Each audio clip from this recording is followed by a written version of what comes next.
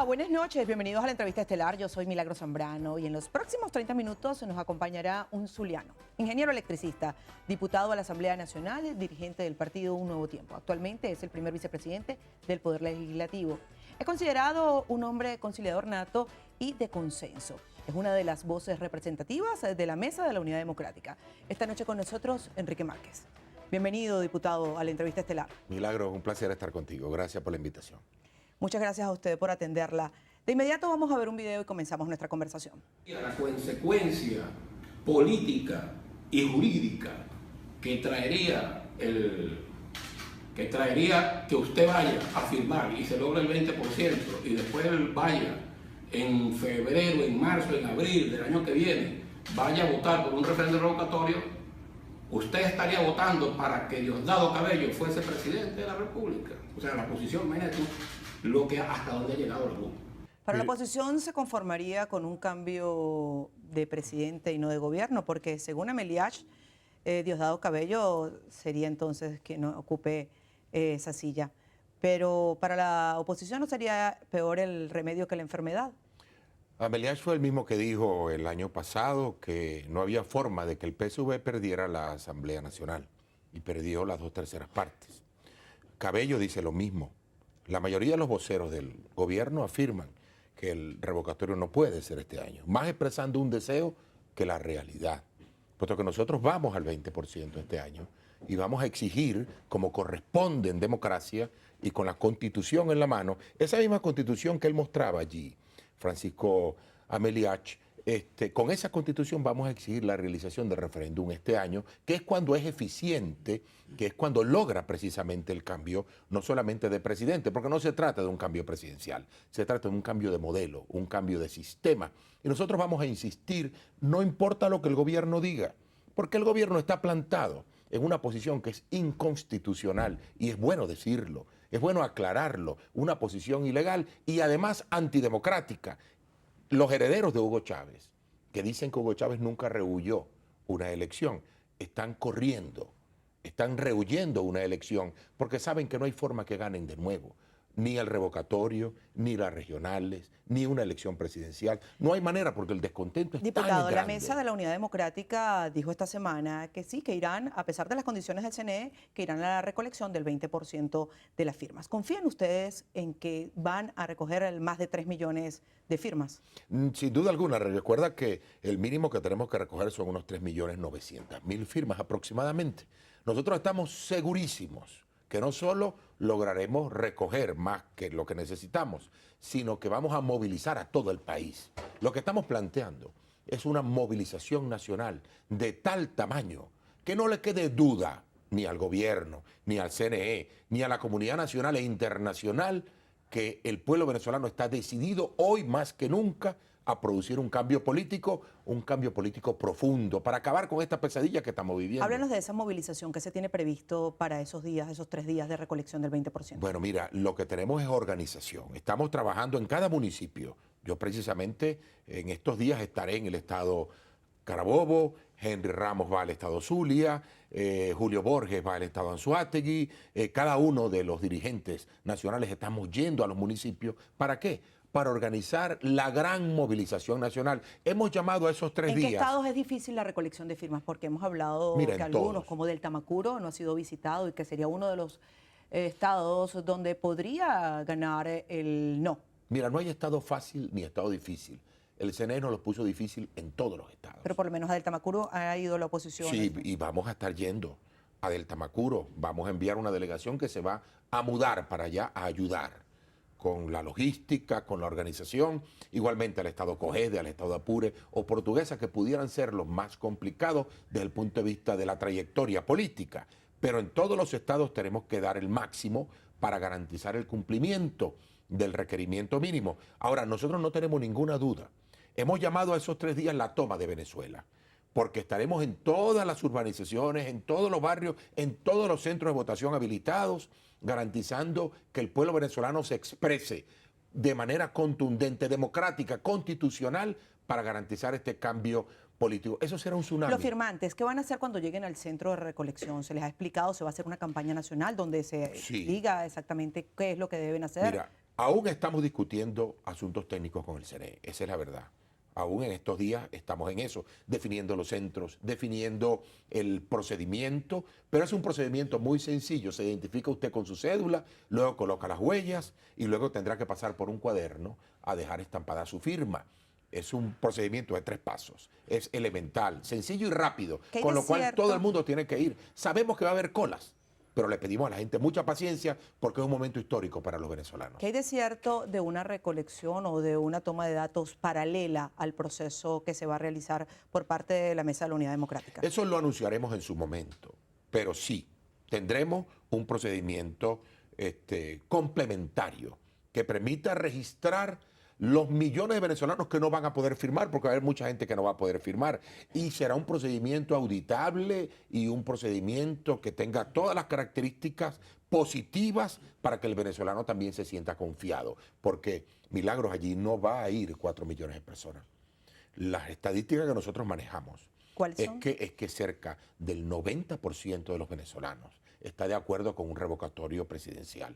Con lo cual, si el registro electoral son cerca de 20 millones de personas, estamos hablando de que van a ir largo más de 10 millones de personas a las calles de Venezuela. ¿Y para la recolección del 20%? Bueno, precisamente para eso. ¿Ustedes creen que va a superar los 3 millones? Sabemos que no vamos a poder recoger los 10 millones que van a salir a la calle, o los 12 millones que van a salir a la calle, por cuestiones de infraestructura inadecuada que planteó el CNE, porque el CNE, debo decir, que está actuando no como promotor del referéndum, no como organizador del referéndum, sino que se ha convertido en una traba, en un freno, en un bloqueo para el referéndum. Pero vamos a tener varios millones de firmas recolectadas y varios otros millones que a lo mejor no van a poder firmar, pero que las vamos a tener completamente registradas y auditadas para que el mundo sepa cuál es el tamaño de la voluntad de cambio que tiene el pueblo venezolano.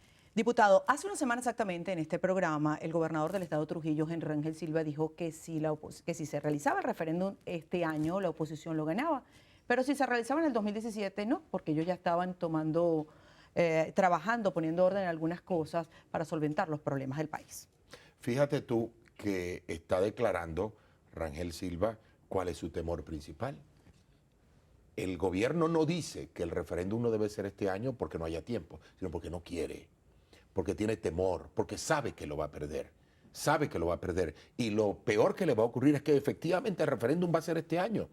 Mira, no hay nadie en el planeta Tierra, fuera de Venezuela, de los presidentes, cancilleres, que no esté reclamando la realización del referéndum este año. Y no hay venezolano que esté consciente de lo que está ocurriendo, que no lo esté exigiendo también para este año. Esa exigencia, ese tamaño de la exigencia, el gobierno no va a poder con eso, ni el CNE tampoco. Lo haremos este año y lo haremos para beneficio de todo el pueblo de Venezuela. Diputado, usted señalaba en estos días que el gobierno busca que haya una ruptura en la mesa de la Unidad Democrática. Se hablaba de rumores, de separaciones en la mesa de la Unidad Democrática. Sin embargo, hubo un acto esta semana que aglutinó a varios sectores, a varias fuerzas políticas que están dentro de la MUD. Le pregunto, para algunos radicales dentro del proceso, como los han llamado, dicen que es la hora de la desobediencia civil. Mira, en la mesa hay diferencias, igual que en la óptica de todo el pueblo venezolano, sobre todo porque se genera en el país, fruto de un gobierno indolente, confusiones y se generan elementos de diferencia. Ahora bien, fíjate tú, en el acto que tú señalas, que ocurrió el pasado lunes, en ese acto se mostró toda la unidad con todos sus colores, con la heterogeneidad de la unidad. Y allí tenemos coincidencias claras. Nosotros estamos claros que el gobierno no puede detener el referéndum, so pena de someter al pueblo entonces a una prueba que ningún pueblo puede estar sometido, que es la violación flagrante a la Constitución y a no dejar ninguna salida constitucional. Hay gente en la mesa que está planteando eso, que está planteando una desobediencia civil en el caso de que el gobierno genere un proceso de ruptura con la Constitución. Nosotros hay quienes pensamos que el gobierno no lo va a hacer, porque sencillamente sería un costo demasiado alto, no tanto para el gobierno como para los venezolanos, que estaríamos sometidos a una prueba de fuego. Nosotros estamos haciendo esfuerzos porque el gobierno entienda esto y podamos generar una transición en paz. Sin embargo, pues bienvenido el debate y lo estamos dando de cara al país. No le tenemos miedo al debate porque precisamente una de las cosas que tenemos que cambiar, Milagros, es el país donde exista un solo pensamiento. Ese país que intentó generar el presidente Hugo Chávez, de un solo partido, un solo pensamiento, y que su heredero, Nicolás Maduro, lo ha pretendido continuar, ese país murió. Ese país no puede seguir. Tenemos que tener un país donde la democracia, que significa diversidad de ideas, diversidad de pensamiento, debate abierto, pueda ser efectivamente el país que le dejemos a nuestros hijos, no el país del totalitarismo y de la intolerancia, que es lo que tenemos hoy en día. Diputado, tenemos que hacer una pausa, pero antes quería preguntarle, ¿considera usted que ha sido un fracaso el trabajo en la Asamblea Nacional? Hemos llegado al segundo semestre y ninguna de las leyes ha sido ejecutadas. ¿Considera que ha fracasado el Poder Legislativo? Para nada, para nada. Creo que el Poder Legislativo está sometido a una presión increíble, fruto de un bloqueo que ha sido generado por el Ejecutivo utilizando al Tribunal Supremo de Justicia para declarar inconstitucional básicamente todos los actos. Ahora, yo ya te puedo volvemos decir, con más detalles sobre ese trabajo Gracias. y esa actividad en la Asamblea Nacional. Muchas gracias. Ya venimos con más de Enrique Márquez en la entrevista estelar.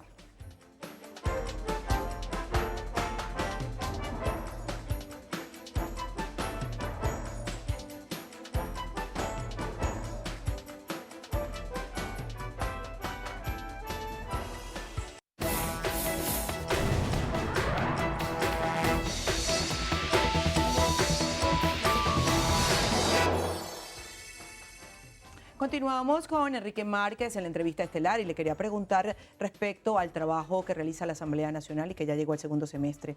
¿Cómo se hace para que ese trabajo pueda verse? Porque todas las leyes no se ejecutan, no son aplicables. El Tribunal Supremo de Justicia dice que son inconstitucionales.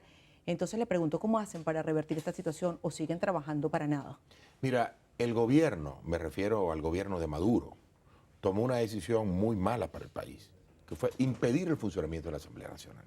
Es decir, está como aquel viejo refrán nuestro, está como aquel que ni lava ni presta la batea.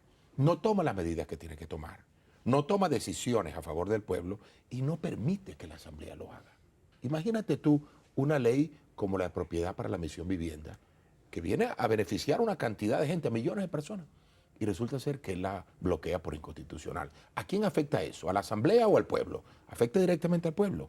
Una ley como una ley de que declara la Si no es emergencia. inconstitucional, no es procedente. Es decir, que en todo el año ni una sola ley Exacto. ha podido ser Allí voy. aplicada. Allí voy. Ahora, nosotros continuamos. ¿Por qué? Porque estamos construyendo el nuevo país, la posibilidad de una Venezuela mejor. No nos podemos detener solo en el conflicto. Tenemos que proponer. Ahora, bien, yo no tengo duda alguna que hoy el pueblo venezolano sabe que los diputados de la Asamblea que estamos tratando de legislar, estamos intentando hacer algo por él, por el pueblo, por la señora, por el señor, por el niño, por el joven, mientras que el gobierno no está haciendo nada.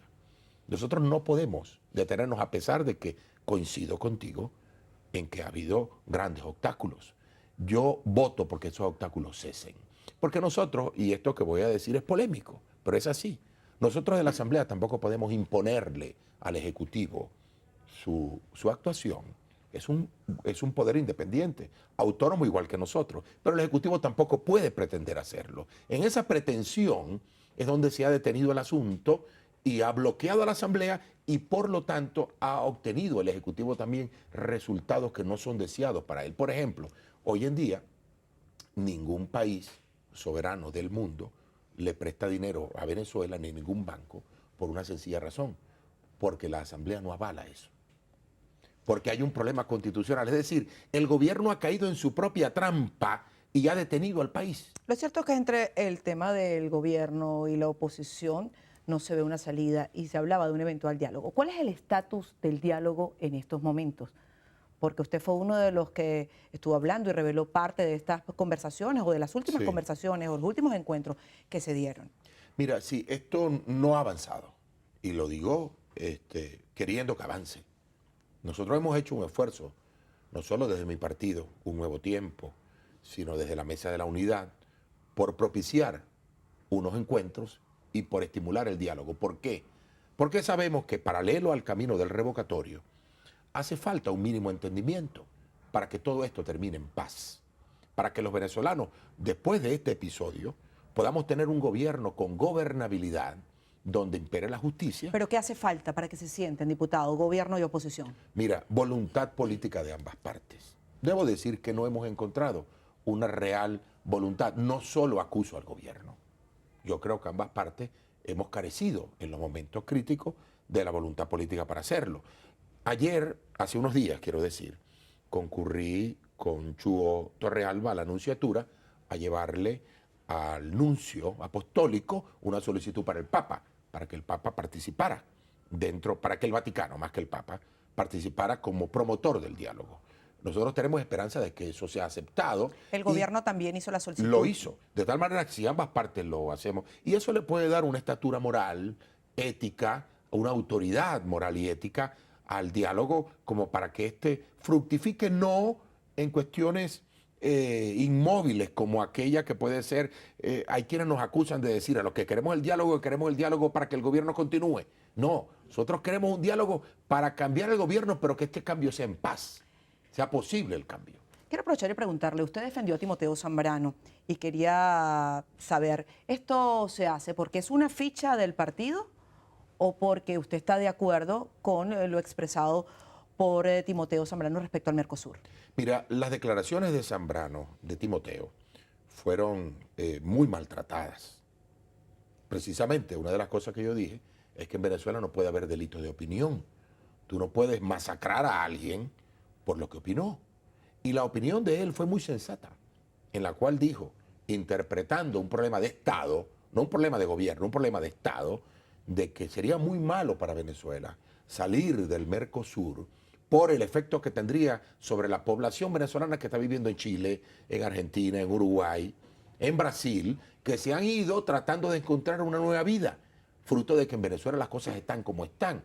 Y esa declaración fue muy mal interpretada. Yo lo defendí y lo defiendo, no solo en el marco de la declaración, sino en el marco de la integridad moral, ética y política que Timoteo Zambrano ha demostrado a lo largo de toda su vida política, que es bastante larga y dilatada, con lo cual nosotros, no solo como partido, como mesa, como ciudadano, como político, nosotros defendemos la posición que él ha adoptado con sus bemoles. Sabemos que es muy polémico, sabemos que la polémica en política a veces es malinterpretada, pero por supuesto que estamos prestos a poder hilvanar toda la política internacional para que ésta pueda ser expresión soberana de una única política de la Mesa de la Unidad. A propósito, y rápidamente hablar del tema internacional, quería preguntarle, ¿cree usted que esta firma de paz que se realizó en Colombia pueda ayudar a Venezuela o complica la situación en la frontera porque grupos subversivos que no quieran poner las armas pasen al territorio venezolano? Depende, en mi opinión, de la actitud del gobierno venezolano, en función de que también participe de un proceso de repliegue de esas fuerzas que nos han invadido durante muchísimo tiempo, tanto la FARC como el ELN, pero tenemos preocupación al respecto. Vamos a revisar algunos de los mensajes que usted ha colocado a través de la red social Twitter y vamos a ver uno de ellos. Dice así: extender el decreto de emergencia económica es una violación a la Constitución de la República Bolivariana de Venezuela y una burla al pueblo. ¿Para qué ha servido hasta ahora? Realmente no ha servido para nada. Lo dije y lo sostengo. El decreto de emergencia económica que se dictó en enero y que se ha extendido hasta ahora, no le ha dado beneficio al pueblo. El desabastecimiento está mayor, el altísimo costo de la vida, el bolívar está por el suelo, de tal manera que no ha sido un decreto bueno para la gente y ha sido realmente una burla.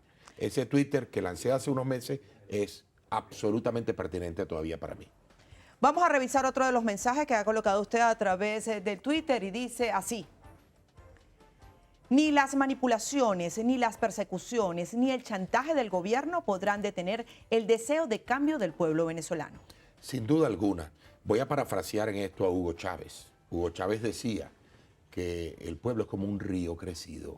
Cuando crece, cuando le llueve, cuando se llena de caudal, nada lo detiene. El gobierno, en la minoría que se ha convertido, no podrá detener ni con persecuciones, ni con ningún tipo de manipulación el deseo de cambio del pueblo. Yo no tengo ninguna duda de que estamos muy cerca de un desenlace democrático que le permitirá al pueblo mirar con optimismo, con esperanza, su futuro. Y eso no lo va a detener nadie. El diputado Julio Borges decía también esta semana que vienen tiempos muy fuertes de persecución. ¿Considera usted esa situación en el país? Sí, yo creo que la clase política principalmente, quienes estamos haciendo política en Venezuela, tenemos ese altísimo riesgo. No es normal en democracia, pero nosotros queremos rescatar la democracia de manos de un gobierno que perdió ese carácter hace tiempo. Hacemos una nueva pausa, pero ya venimos con más de la entrevista estelar. No se retire.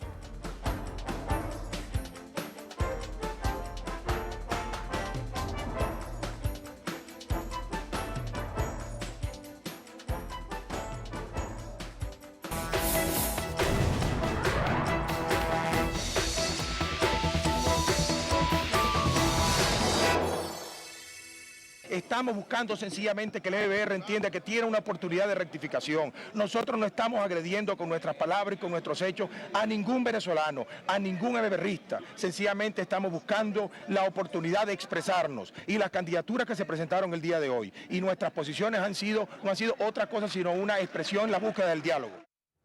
Han pasado 14 años. Usted era diputado de la causa R en ese momento, a la salida del Palacio Legislativo, fue agredido y luego dio esas declaraciones. Le pregunto, parece que desde entonces el diálogo ha resultado difícil, ¿no?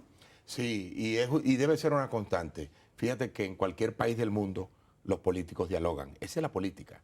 La política no es guerra permanente, no es odio, no es intolerancia. Muy al contrario, es la búsqueda de consenso y de acuerdo. Este país está así como está, fruto de la intolerancia, del odio que fue sembrado desde hace años. De tal manera que esa fue nuestra posición antes, hace ya 14 años. Y es nuestra posición hoy, buscar en el diálogo, en el entendimiento, el país del futuro. No el poder para mí o para él o para ella, sino el país del futuro, el país de nuestros hijos. ¿Por el referéndum ha olvidado la oposición o ha dejado a un lado las elecciones regionales? No. Nosotros estamos insistiendo en el referéndum y en las regionales desde hace tiempo. Quien las ha olvidado es el CNE y el gobierno que, como dije antes, sabe que no gana ninguna elección y no las quiere hacer. Esa es la verdad. Diputado, ¿cuál es la palabra que más le gusta? Tolerancia. ¿La que menos le gusta? Odio. ¿Un hombre de palabra o de acción? De palabra, inicialmente. La acción viene después. Una palabra para la Venezuela de hoy. Esperanza. Diputado, tiene un minuto y será contado por el reloj que aparece en pantalla para que despida el programa. Los venezolanos debemos tener esperanza, debemos tener fuerza y fe en que juntos, durante este próximo mes, el mes de octubre, lograremos construir una gran movilización que rompa las cadenas estas que nos atan a un futuro que muchos ven todavía oscuro. El futuro es promisorio, el futuro es brillante y lo tenemos que construir entre todos. Desde la Mesa de la Unidad estamos trabajando en esta construcción, estamos trabajando con esperanza, con fuerza, con fe, con compromiso en ese país que creemos posible, en el cual creemos, para el cual no dejaremos nunca de avanzar y de trabajar. La palabra clave es esperanza. La palabra clave también es movilización, acción política, acción concreta de cada uno de nosotros. El referéndum está en las manos de cada uno de nosotros, no solo en el voto, sino en la acción del día a día, que es la que tenemos que perseguir y buscar con muchas ansias. Diputado, muchas gracias por venir. A ustedes, muchísimas gracias por acompañarnos y será hasta el próximo sábado.